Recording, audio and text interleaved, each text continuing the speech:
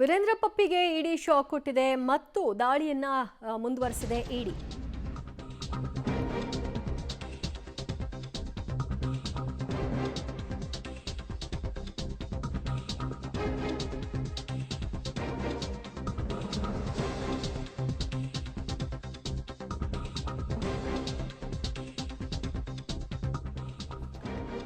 ಕಾಂಗ್ರೆಸ್ ಶಾಸಕ ವೀರೇಂದ್ರ ಪಪ್ಪಿ ಸದ್ಯ ನ್ಯಾಯಾಂಗ ಬಂಧನದಲ್ಲಿದ್ದಾರೆ. ಈ ವೇಳೆ ಇಡಿ ಅಧಿಕಾರಿಗಳು ತಲಾಶನ್ನ ಮುಂದುವರಿಸಿದ್ದಾರೆ.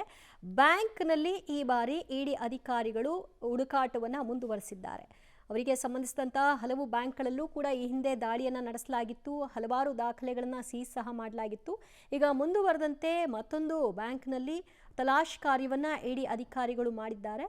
ಬ್ಯಾಂಕ್ನಲ್ಲಿ ಇಟ್ಟಿದ್ದಂತಹ ಹಣ ಮತ್ತಷ್ಟು ಡಾಕ್ಯುಮೆಂಟ್ಸ್ ಎಲ್ಲವನ್ನು ಕೂಡ ವಶಕ್ಕೆ ಪಡ್ಕೊಳ್ಳುವಂತಹ ಕೆಲಸವನ್ನು ಕೂಡ ಈ ಸಂದರ್ಭದಲ್ಲಿ ಮಾಡಲಾಗಿದೆ. ಚಳ್ಳಕೆರೆಯ ಬ್ಯಾಂಕ್ನಲ್ಲಿ ಈ ಬಾರಿ ಇಡಿ ಅಧಿಕಾರಿಗಳು ದಾಳಿಯನ್ನು ನಡೆಸಿದ್ದಾರೆ. ವೀರೇಂದ್ರ ಪಪ್ಪಿಗೆ ಸೇರಿದಂತಹ ಬ್ಯಾಂಕ್ ಅಕೌಂಟ್ ಇದಾಗಿದೆ ಅಂತ ಗೊತ್ತಾಗ್ತಿದೆ.